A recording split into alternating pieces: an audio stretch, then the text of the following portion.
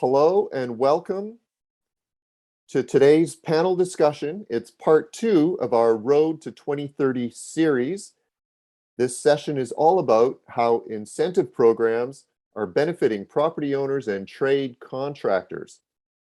This online panel discussion is being presented by HVAC and Electrical Business magazines, as well as Energy Manager Canada, the online source for plant and facility managers, building operators, and owners who are involved with managing a facility's energy systems.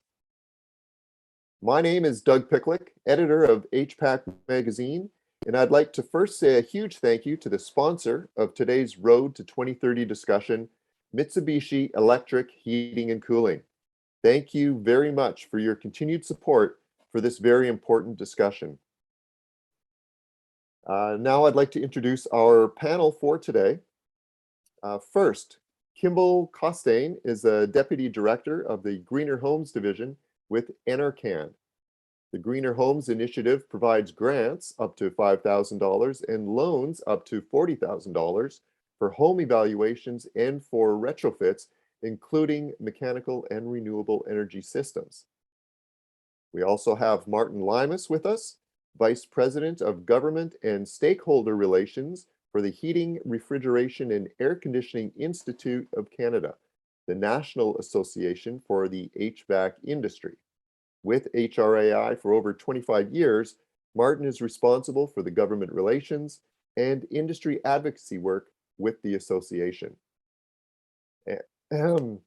Excuse me, and also joining us is Pushpinder Rana, Senior Manager, Commercial Products and Industry Relations with Mitsubishi Electric Heating and Cooling. Welcome everyone, and thank you all for being here. All right, I'm going to start with a little preamble here, just setting the stage. For years, the building industry has been hearing a lot about decarbonization and electrification as the primary road to achieving a net zero carbon solution for heating and cooling homes and buildings. And this shift has definite impact on mechanical and electrical contractors. The 2030 Emissions Reduction Plan, released in March of this year, is a 271-page document that includes $9.1 billion in new investments designed to ensure that Canada will reduce emissions across the entire economy to reach an emission reduction target of 40 to 45% below 2005 levels by 2030. The plan also introduced the Canada Green Building Strategy that will include new policy, programs, incentives, and standards to drive the massive retrofit of existing building stock. A recent discussion paper released in July, looks like that, shows some progress on this front. That document outlines the challenge for our country is facing, noting that Efficiency Canada estimates that retrofitting the entire building stock by 2050 would require $20 to $32 billion annually. So, while we wait for more direction from policymakers, we've assembled this panel to find out how existing incentive programs are already driving the change to lower emissions from buildings, both homes and large buildings, and how contractors can best fit into these programs. Okay, gentlemen, to start, I'm going to ask Kimball. The Greener Homes Grant has been around for over a year now, and the newer Greener Homes Loan Program was launched in June. I'm hoping you could please just give us a brief overview of the programs and an update with respect to how the uptake has been so far and kind of what general trends you've gleaned. Thank you so much, Doug. Good morning, panelists. Good morning, participants. As Doug mentioned, my name is Kimball Costain. I'm the Deputy Director here at the Canada Greener Homes Grant. I'm representing Ruth Talbot, the Senior Director, who sends along her regrets. Hopefully I will do her proud in terms of speaking about the Canada Greener Homes Initiative, which, Doug, as you mentioned, includes two components right now in market. We've got the Canada Greener Homes Grant and the Canada Greener Homes Loan. The grant is managed by NRCan, which is where I sit, and so I'll be able to speak more about the grant itself, but I can give some information about the loan, which is managed by our colleagues over at the Canada Mortgage and Housing Corporation, or CMHC. And I'll try to limit my use of acronyms to make sure that folks understand exactly what it is that I'm talking about. So let me tell you a little bit about the grant for folks who might not be as familiar with it as I am, certainly. It was announced back in the fall economic statement in 2020 and launched in May, as you mentioned, May 27th of 2021, as a $2.6 billion 7-year program designed to incent energy efficiency and resiliency measures in up to 700,000 homes across Canada. The grant is up to $5,000 and also includes up to $600 for pre and post EnerGuide evaluation, which is undertaken by the homeowner with the support of an an energy evaluator, an EA who works with a service organization, what we often refer to as an SO. So I may end up using those acronyms. Essentially, to apply and to be eligible for the Canada Greener Homes grant, the applicant must be what we refer to as a resident owner. So essentially, they must own and live in as their primary residence the property for which they're applying. And those two key criteria for eligibility really mean that our program is not open to landlords who might own the property but don't live there, or to tenants who live in the property but don't own it.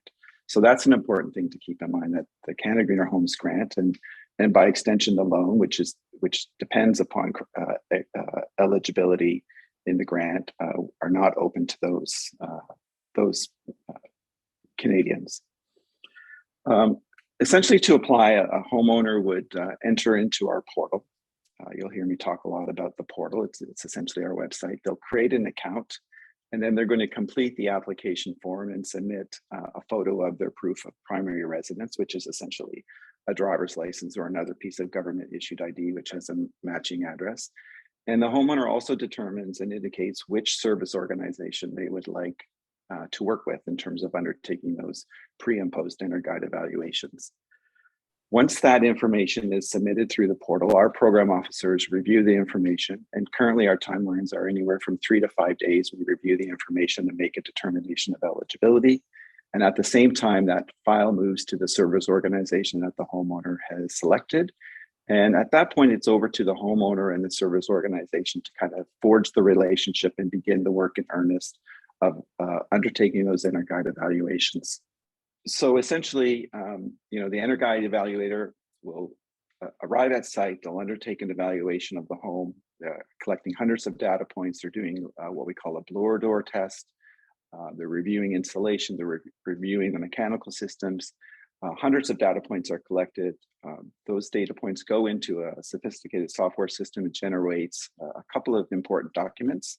First document is a renovation upgrade report, which essentially provides the homeowner with a roadmap of the recommended retrofits that the homeowner should undertake to improve the efficiency of their home.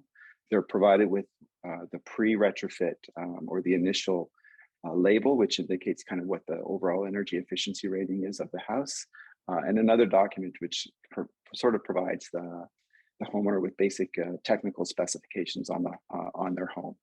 At that point, the homeowner decides which retrofits they're going to undertake based on obviously their budget, based on their plans, on their preferences, and of course on the expert advice that they get from the EnerGuide energy advisor. Within our program, we are incenting essentially 7 categories of retrofits. First one being home insulation, air sealing, we incent windows and doors, space and water heating, which is probably of most interest to the folks here today, renewable energy, which is essentially solar panels, and of course, resiliency measures and thermostats. And those last two, resiliency measures and thermostats, need to be combined with some of the other measures that I mentioned. Now, if a homeowner undertakes at least one recommended and eligible retrofit from amongst those that are included in their renovation upgrade report, then they'll qualify for up to $600 to cover the cost of the pre and the post evaluations. Now, as I mentioned, in terms of uptake, we launched on May 27th, and I like to joke that we broke the internet on May 27th.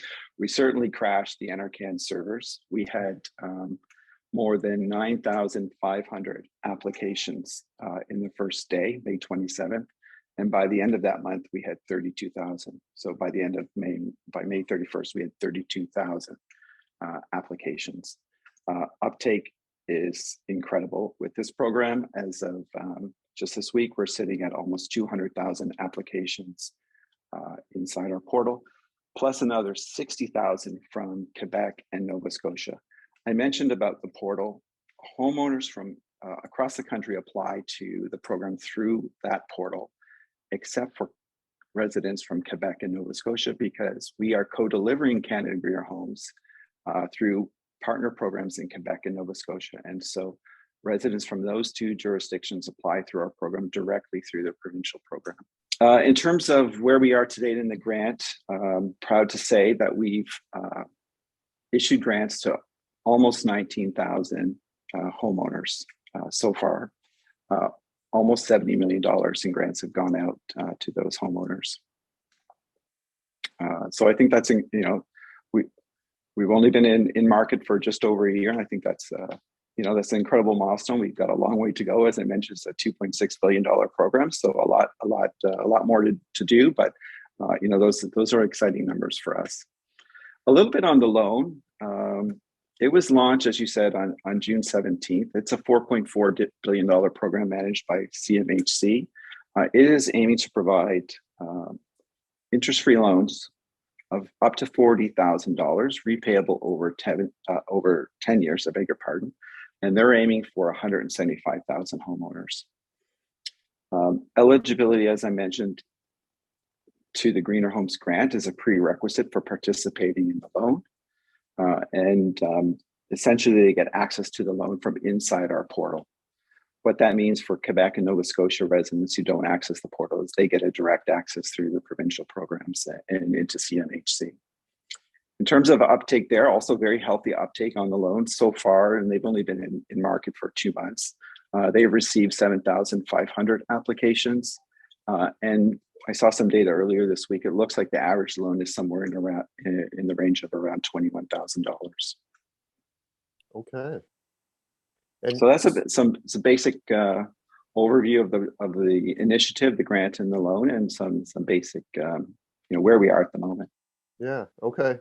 And so you broke the internet when it was first introduced. Has the velocity of applications really tapered off, or has it been somewhat consistent? How would you evaluate that? Yeah, it's certainly tapered off in the first, let's call it the first 3 or 4 weeks after launch, and we have been steady at 300 applications a day. The weekends are a little bit slower, long weekends slower still, but it's like clockwork. By Monday morning, by the end of Monday, we're back to 300, 350. When the loan originally launched, we saw a bit of an uptick, maybe up to 500 a day, but after a few days, those early adopters, jumped in, but then we got back to a 300 a day that's our milestone, 300 a day. Okay. It's been steady for weeks and weeks. Yeah. Great to hear. Okay. Martin, I'm going to jump to you if I can, as an association representing the HVAC and refrigeration industry across the country, both contractors and manufacturers. I'm curious to know how the feedback from the industry has been towards the Greener Homes program, or even incentive programs overall, and what's kind of seems to be working best, and what progress has been made from kind of the HVAC industry perspective. Yeah, thanks, Doug, and thanks for the opportunity to be here and to comment on this very important program. And good morning to everyone on the call. I'll just start by saying, I can only speak for the HVAC industry, not for all the other sectors that are affected by this program. It's a broader range of services than just HVAC. But I will say, as a premise or as an opening comment, the HVAC industry doesn't need programs like these to succeed. It's not like the industry won't sell product. We'll sell product. We'll continue to provide services. People need heat in their homes and cooling in the summer. So the industry doesn't thrive or doesn't depend on programs of this nature. And I only say that because we have to remind government sometimes that they shouldn't think of these programs as like job creation measures strictly for our industry, like it's a favor to the sector. But having said that, the industry does like programs of this type. And added to that, the evidence shows that programs of this nature really, really depend on HVAC contractors to succeed. They are, frankly, the front end on programs like this, because HVAC contractors, unlike insulation and windows and other types of delivery company, service delivery companies, they engage with Canadians on a daily basis because they're in homes to fix equipment, they're in homes to deal with no heat situations and so on. So they really are at the front end in many ways of programs of this type. That's just important to recognize. So following from that, details matter. A program like this can be fantastic for the industry or disastrous, and it all comes down to the fine details. So the initial reaction of the industry was very enthusiastic, embracing of the program, the concept of the program, and I'm going to say, but the program did, I think Kimball said this a bit, did kind of stumble out of the gate a little bit early on, about a year ago, a little more than a year ago. There was, in our view, not enough consultation with industry that fed into some of those important details like product categories and what's eligible and what's not eligible. And so in the early run of the program last summer, we at the HRAI were besieged by calls and emails from our members complaining about certain aspects of the program. Most typically, the product listings weren't accurate. They included incorrect data. They were, and I don't want to dwell on any of that, because I'm going to say the good news is almost all of those issues have been resolved satisfactorily.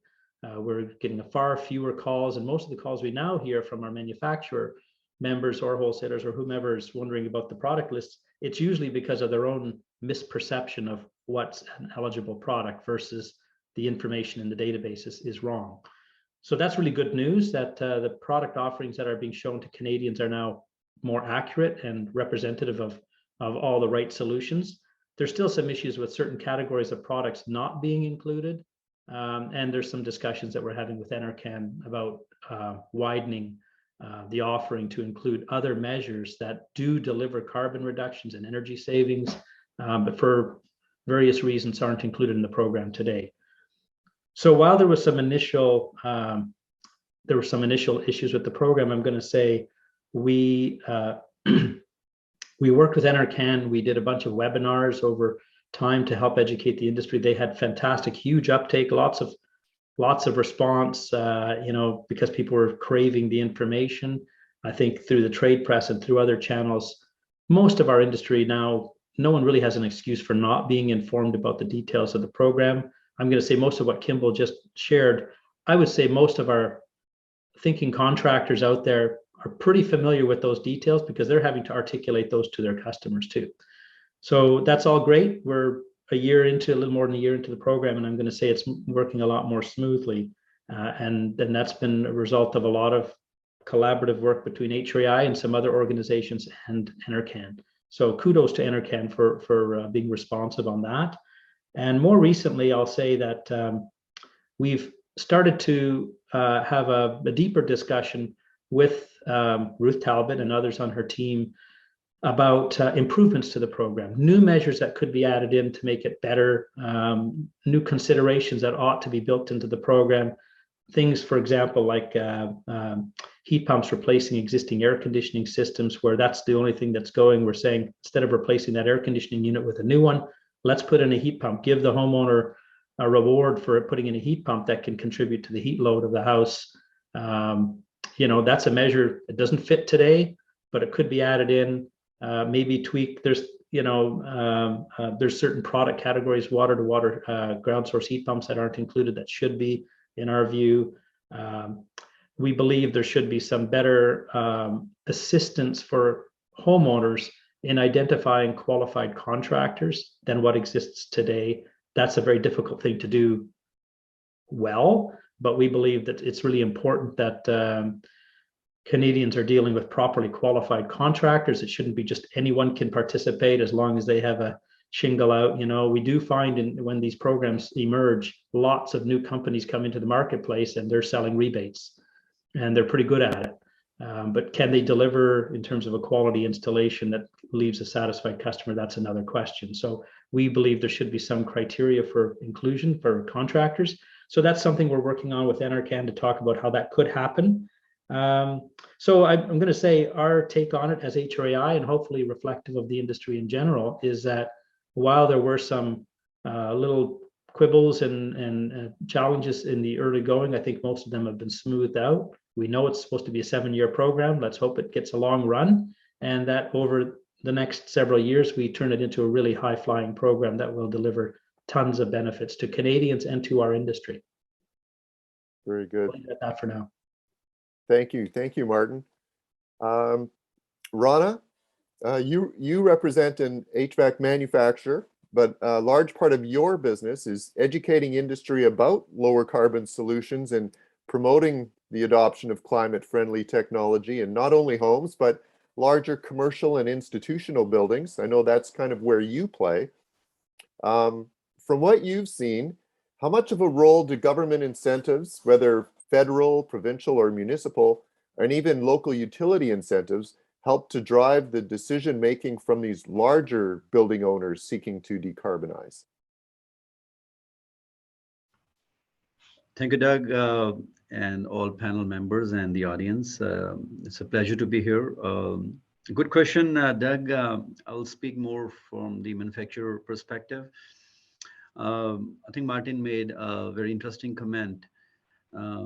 Over the year, I think HVAC has become part of the life. Of course, we get benefited from policies or grants in place, but on top of that, the way our lifestyles have become the need of thermal comfort. So HVAC is going to be around, which is not heavily driven by these grants and policies, but we do get benefited by these provisions or policies in place.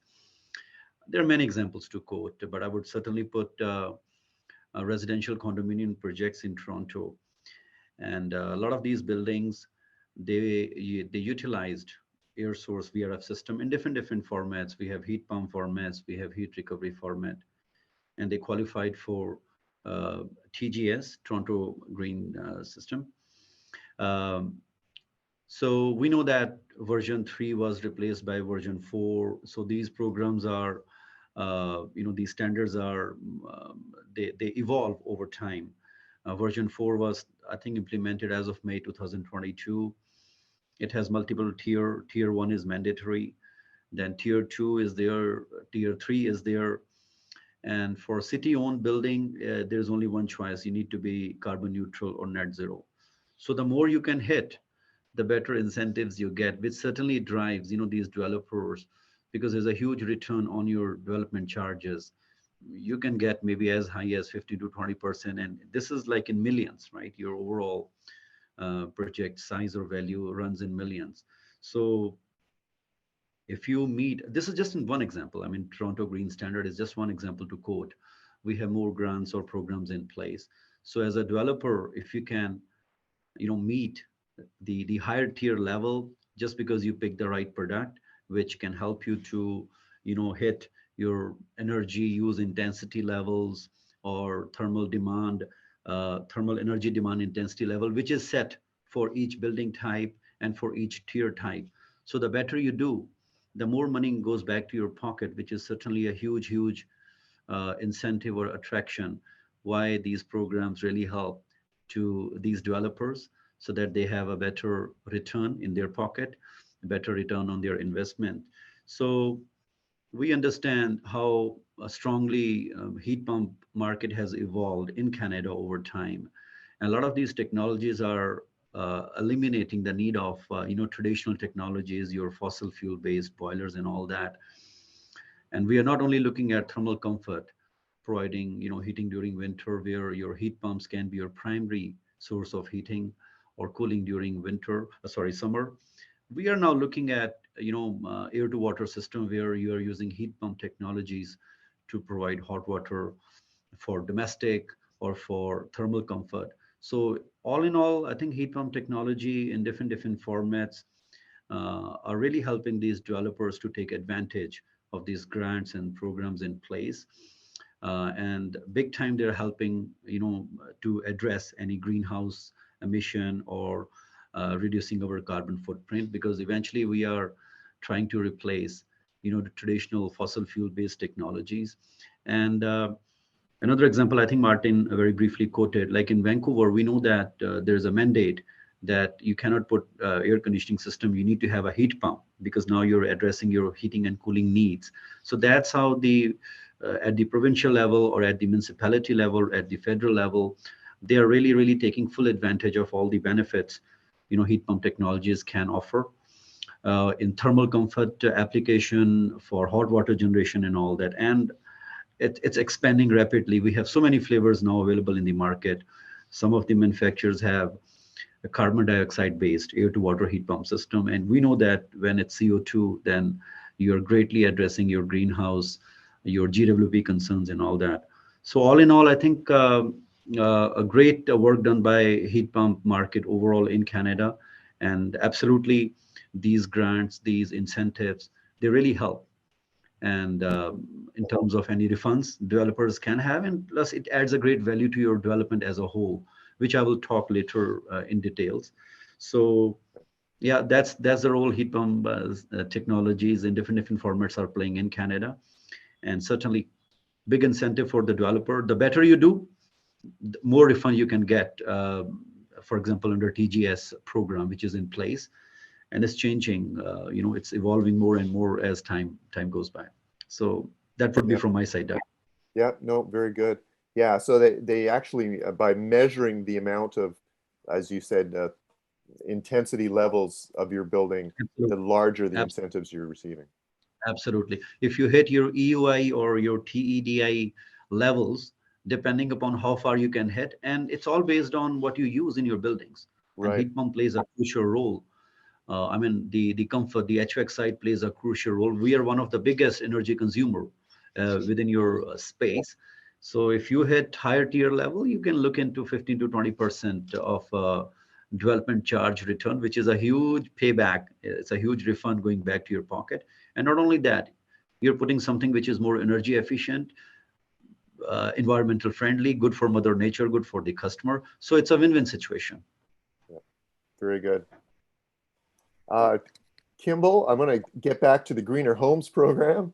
Now, aside from energy advisors or the EAs, who are critical to the program, I know certainly HVAC contractors are essential, as Martin has pointed out. So I'm curious to know, just how did the Greener Homes program envision the role of HVAC and electrical contractors, envision the role that they would play in the plan? And are you seeing active engagement from the contractor community in promoting the programs? Thanks so much, Doug. Martin made a couple of good points, as did Rana. I couldn't agree more with what Martin said about the critical role that the folks that he represents play in our program. Like we like to refer to our energy advisors as the backbone. And if they're the backbone of our program, then I would say HVAC contractors and the work they do they're the heart of our program. Because particularly with regard to heat pumps are the number one retrofit that homeowners under our program are taking on. And the work that they do is absolutely critical. As Martin said, HVAC contractors are on the front lines. Absolutely. And it's absolutely critical for our success on the ground that HVAC contractors understand our program, are able to speak to it accurately and convincingly and promote it, because heat pumps, as I mentioned, continue to be the number one, and certainly in terms of dollar figures, the number one retrofit that Canadian homeowners are undertaking. I do just want to clarify that, to a point that Rana made, that Canada Greener Homes Grant is open to existing housing stock. New homes need to be occupied for 6 months before they're eligible for our program. So the development opportunities don't exist inside the Greener Homes Grant, but I recognize that we're not the only game in town, and there are a lot of programs out there. Greener Homes is not one that's in that space. So I did want to make that point. If I can talk a little bit about heat pumps within Greener Homes, that they do need, we indicate on our website that heat pumps need to be installed by certified and licensed experts. Right? We provide some attestations, optional attestations for homeowners to confirm that, to work with their HVAC contractors to get that information recorded. In terms of the product eligibility list, Martin, thank you so much for your the kind words. That has been something that we worked very hard on developing. Currently, there are over 20,000 eligible heat pump products on our eligible products list. We update that eligible products list now 4 times a year. We package that information. We don't own it. I'm glad to see that, as Martin said, that the quality of that information is improving, that the manufacturers understand and recognize the opportunity 4 times a year to get their products in there and to be reflected on that list. So we are moving in the right direction. As Martin said, we were, maybe there was a stumble out of the gate, but we were overwhelmed with the number of applications that we received. But we've got a good handle on that. We're processing things very quickly right now, and I'm glad to see and to hear that folks are recognizing that out there. So that's good. In terms of the role that we see HVAC consultants playing in our program, they're really going to guide homeowners in understanding what their options are when it comes to products like heat pumps. Right?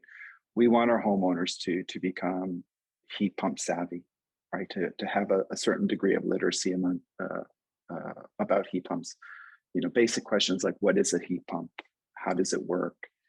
These are the questions that homeowners have. And as Martin mentioned, when HVAC consultants are in the homes, these are the questions they're going to be asked about, right? How does a heat pump integrate with my existing house and with the existing HVAC components that I have here, right?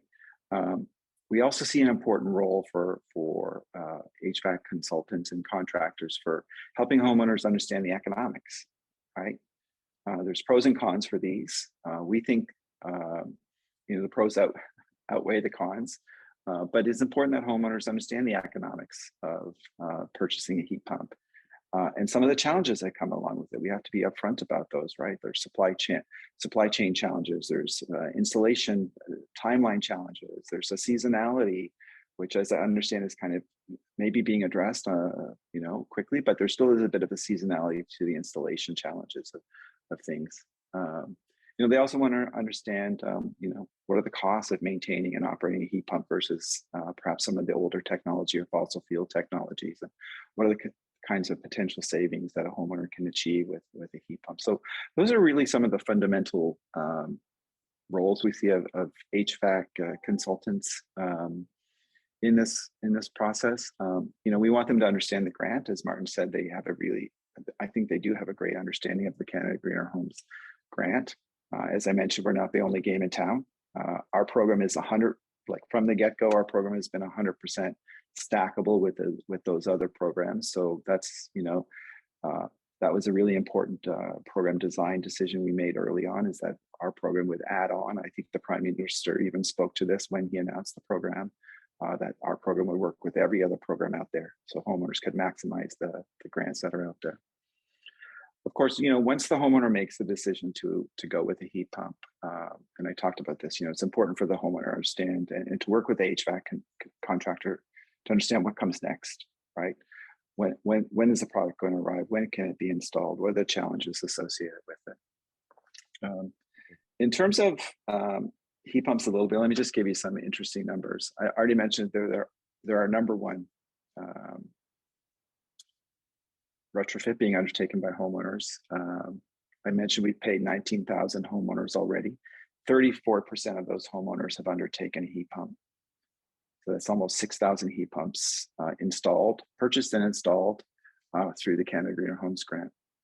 For 75% of those homeowners, that's the only retrofit they're doing. And that's an important number. Where are heat pumps being installed? Some of this is surprising. Top 3 provinces: number 1, New Brunswick. Small little New Brunswick, number 1 in terms of heat pumps. Number 2, BC. Number 3, Ontario. Those are our top 3. It's important that you understand, I talked a little bit about this, Quebec and Nova Scotia applicants, I don't have eyes on the same level of the data, so Quebec and Nova Scotia aren't part of this data, but I can tell you in both of those jurisdictions, heat pumps are way up there. Right. About 90% of the heat pumps that are being installed through our program are cold climate air source heat pumps. And under our program, a homeowner would receive $2,500 if they install a 2-head cold climate air source heat pump, and $5,000 if they install a 3-head or a centrally ducted air source heat pump.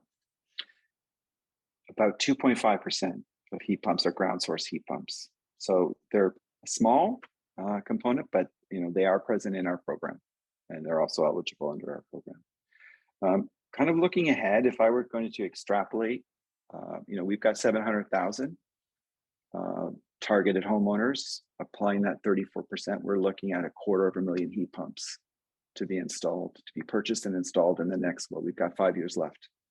Right, that's 40 or 50,000 heat pumps is what I would predict under this program, and that's both an incredible opportunity, but also a challenge. And I think we recognize that, and it speaks to the absolutely critical role that HVAC contractors, the folks that Martin represent, are going to have, and the professionals that they ally with, suppliers, manufacturers,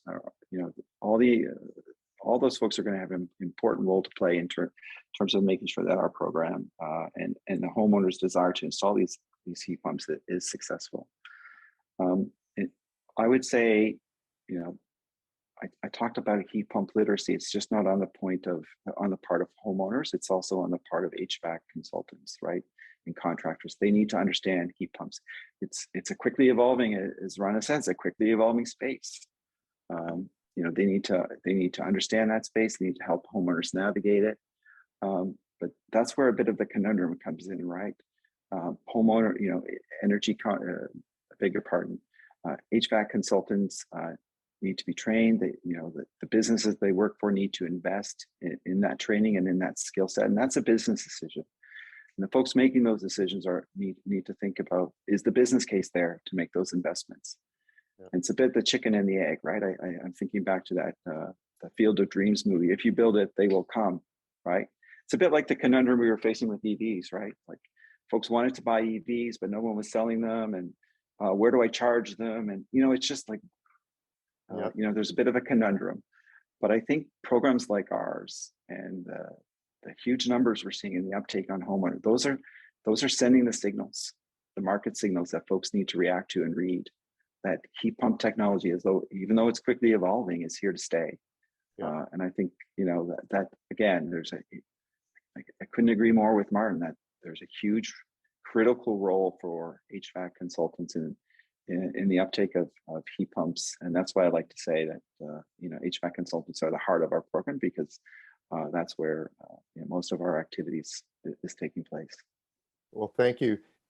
This actually is right in line, because in our first Road to 2030 panel, we did discuss how contractors need to be able to get on board with heat pump technology and also be able to sell the long-term benefits of this energy efficient technology, and how the higher upfront or installation cost will pay for itself in lower energy costs over time.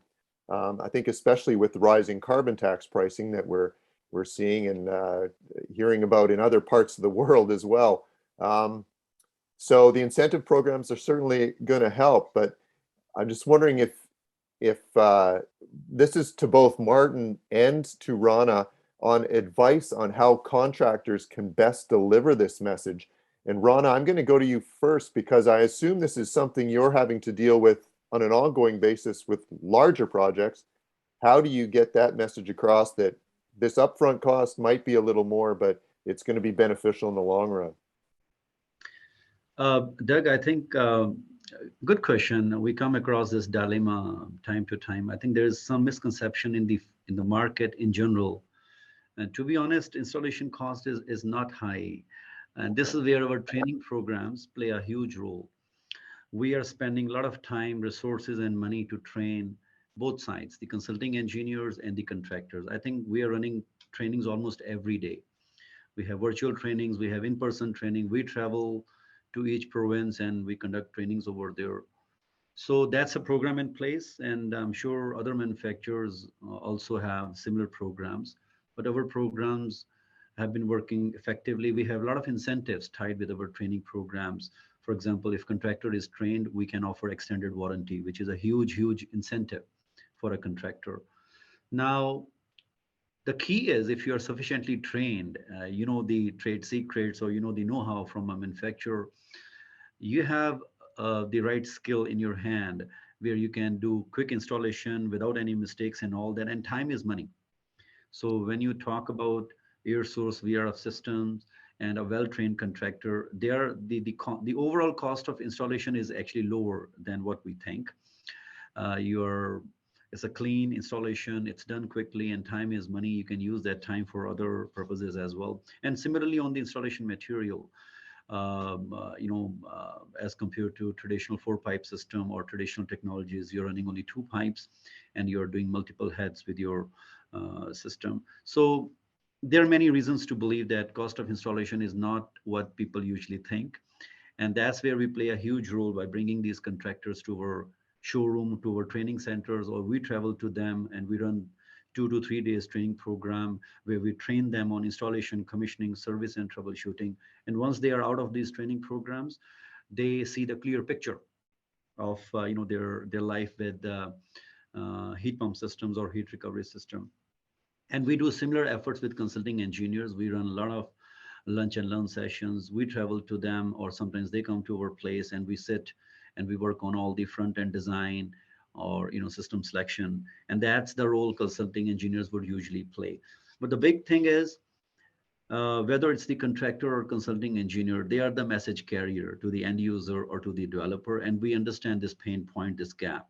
So as a manufacturer, we are making all possible effort to be on board with consulting engineers, community, and contractors.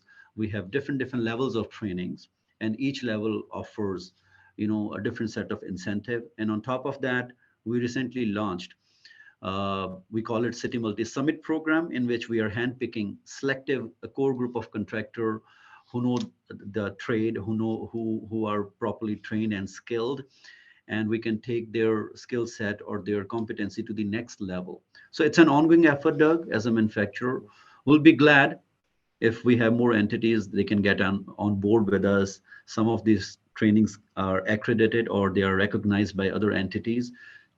I think one of the gaps, I would say, these are more manufacturer-driven initiatives. But an example, if these trainings are endorsed by other key entities like NRCan or HRAI, then we are talking about bringing these programs to a next level. And absolutely, we recognize consulting engineers and contractor the true window to educate the end user, giving them the suggestion what's the right choice of product they should pick, how available technologies can address some of their pain points, whether it's in terms of installation cost or the operation cost or the maintenance and all that. So that's a very strong effort from Mitsubishi Electric as the manufacturer, where we are doing a lot of efforts on training programs. Some of these trainings are customized, some are generic. So there are many flavors and formats available, and this is geared towards our contractor community. We also have, close association with, trade unions like UA Local 787, where they run our training programs, and same incentives are provided to these unions if they want to run their own training program on our products. So it's an ongoing effort, and I think this is one of the most acclaimed effort by Mitsubishi Electric, where we make sure that industry is updated with the latest offer. Our contractors know what they are going to sell, they convey the right message to the end user, and they know how to install, how to operate, how to service, and how to troubleshoot these equipment. And same job with consulting engineers.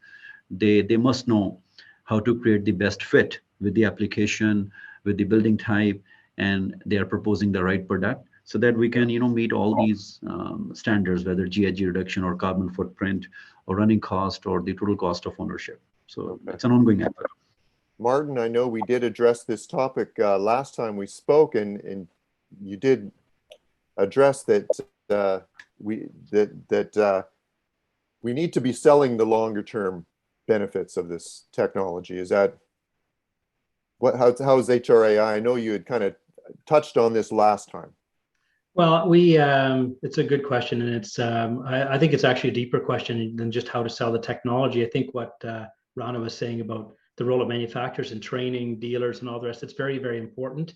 But I think we have a bit of a structural issue in the industry that's been trained for decades on how to sell gas appliances, and it's been an industry in parts of the country that's been dominated by gas, and they don't know how to sell heat pumps. So we have worked with some partners, municipalities and municipal governments and so on, to develop some sales training that's more generic, that's really talks about how do you lead with the heat pump option, and really training contractors to be in a position to do that. Now that's training for contractors that are already of a mind to do that. We have the structural issue I'm talking about is we have this challenge, and not to be too lofty about it, but we have a bit of an imbalance between supply and demand. So we have an incentive program heating up demand for a certain category of products, and really not an insufficient number of contractors who are in a position to deliver that product. Right. So, and it's not just an issue of how to sell the technology, it's the ability to work with the technology, to install it, to service it. We have a workforce challenge in our industry, like most trades-based organizations, trades-based industries do, of not having enough technicians to begin with. And now we're talking about having to reskill a lot of people who are only accustomed to working with gas heating technologies to say, now you need to install heat pumps. So there's a technical training challenge that we have to overcome in the industry.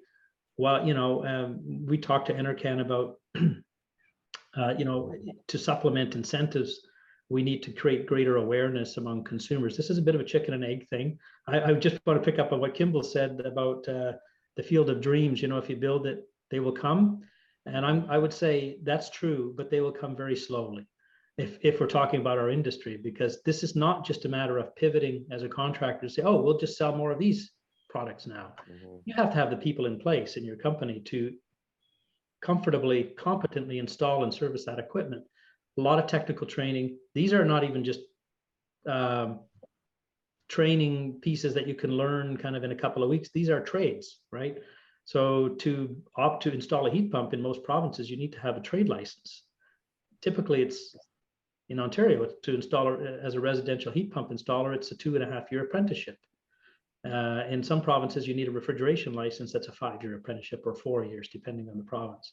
So it's a lot of investment of time and energy to get the people properly skilled to work with this equipment. And we have to have a plan in place to do that. Fortunately, we do have a plan. We've talked to Enercan, we've talked to Employment and Social Development Canada about supporting a plan, and we actually call it accelerating the transition of the HVAC workforce to low carbon technologies. Because as I said, they will come, they will adapt, industry contractors will adapt in time to new technologies, but they won't do it at a pace that will meet those targets that have been set by the federal government in this program. In the retrofit economy, we're basically at about a quarter of the pace of retrofits that what we should be to meet the targets. A lot of work to be done, and we need to develop the channel to be in a position to do that. So sales training is part of it. We've developed some. We have an interest in working with all of our manufacturer members and others to proliferate that training across the sector. But it starts with having the right technicians, the right skills in place to be able to do the work competently. I think I'll leave it at that for now. Okay. Well, we're approaching 8 minutes to the top of the hour, and we do have some questions that have come in. So I'm going to touch on a couple of these. And Kimball, One of the questions is, what is the turnaround time between completion of installation and the end user getting a rebate? Thanks, Doug. That's in terms of what I can control. Our service standard is the moment the homeowner submits all of the required documents, we will have a final grant decision within 40 days, 40 business days. Not more than 90% of our homeowners are seeing that turnaround time, and that's fantastic. I can tell you, just between us friends, we're probably in the 5 to 15 business day range. That's how quickly we're able to turn things around. The challenge, I want to be upfront about this, is depending on homeowners to give us the information that we need to make the decision. And that's where things can go a little bit off the rails. A lot of homeowners forget about the fact that they need to send us receipts, or the receipts, what they send us is a quote. Doesn't, or it's an invoice and it's not marked paid. Or we're missing in terms of a heat pump, the key piece of information, this is probably relevant for everybody, the key piece of information that we need on that receipt, besides it saying paid in full, is the AHRI number. We absolutely need that, because with over 20,000 eligible products, that's the key piece of information we use to determine that the product installed is eligible, and what level of grant it's eligible for. So we absolutely need that AHRI number. Invoicing practices across the sector are very varied. We've got, they run the gamut. We get invoices with, I love these ones, the third page of a carbon copy with a coffee ring on it, all the way up to very, PDF type, very, high-end receipts. And we try to make all of them work. They come with some challenges, but 40 business days is our service standard. More than 90, I think it's 92% of homeowners are getting their check within that. But between friends, we aim for, some folks we make a decision the same day they submit their files. But that's where we are. Okay. If I can just take 1 second Yep. to add on, installing the products, absolutely. Making decisions about selection and the right sizing are also key components of the skill set and the knowledge that HVAC contractors are going to need. I know we dedicate a lot of space on our website to information about sizing and selection, and that's another key component that is going to continue to evolve, and where HVAC contractors, as Martin said, just need to keep pace. And there is a tendency for folks to want to do what they're comfortable with and stay. I don't want to cite the often used Gretzky analogy, but you gotta go to where the market's going if you're going to stay relevant, and more importantly, stay profitable. And there are challenges, as Martin said. Can't deny that for sure. Yeah. Well, I will tell you, one of the questions is actually some feedback, and this is with respect to some feedback from the customer base, is that the Greener Homes program is much easier to navigate than the old IESO programs here in Ontario. So that's some positive feedback for the Greener Homes program. There is also a question: can customers double dip with provincial programs? I think you mentioned already, yes, piggybacking on the Green Homes program is our Greener Homes. The Greener Homes grant is fully stackable up to 100% of the eligible costs. So it's important to keep in mind that a homeowner will never get more back in the grant than what they spent. But you can get up to $5,000 from the grant, from our program, even if you've gotten money back from other programs. So we are fully stackable. I wish I could say all the other programs in the market are also fully stackable, but some of them put limitations on their contributions. But from our perspective, we are fully compatible, fully stackable. Up to $5,000 and up to 100% of the homeowner's eligible costs. Okay. There is a bit of a technical question here. When will the rating discrepancy for furnace/heat pump combinations be resolved? One of my vendors is at a disadvantage because of the change in criteria for rating this combination. I don't know if that's something that can be addressed by I- our I'm not panelists here. qualified. Okay, Maybe. perhaps we'll follow up and go offline with that one. It's a little more technical. Martin, this one actually somewhat addresses you. A lack of technician and other contractor employees is what we've heard from our contractors on Vancouver Island. People have cited other community concerns, such as cost of living, and as a major limiting factor. The question here is the lack of technicians concentrated in specific areas? Martin, I don't know if you can address that. Yeah, I'm going to say the mismatch between market demand and the ability of the industry to supply to meet that demand is definitely varied across the country. Trades training is a provincially regulated thing. So in British Columbia, where Matt's joining us from, there isn't currently a trade for heat pump installer. There is the refrigeration trade, and I would say most people agree it's a mismatch in terms of skills required to the needs. Someone with a refrigeration license is more than qualified to install a residential heat pump, but it also means they're not likely to be playing in that space. They're probably working in the commercial sector. So we have worked, HRAI has worked with some allies in British Columbia to have the province adopt a residential heat pump installer trade, much like what exists in Ontario, what we call the 313D license. That's a shorter trade, allows you to work on equipment up to 5 tons. And it's in Manitoba, it's in Ontario. We believe it should be in every province where there's demand. We're working on that in the Maritimes too. You mentioned New Brunswick having, or Kimball did, the surge in demand for heat pumps. There are not nearly a sufficient number of qualified technicians in that province to do the work, which just leads to the question, who's doing all these installations? Who's signing off on all these jobs? Because we know the numbers don't add up.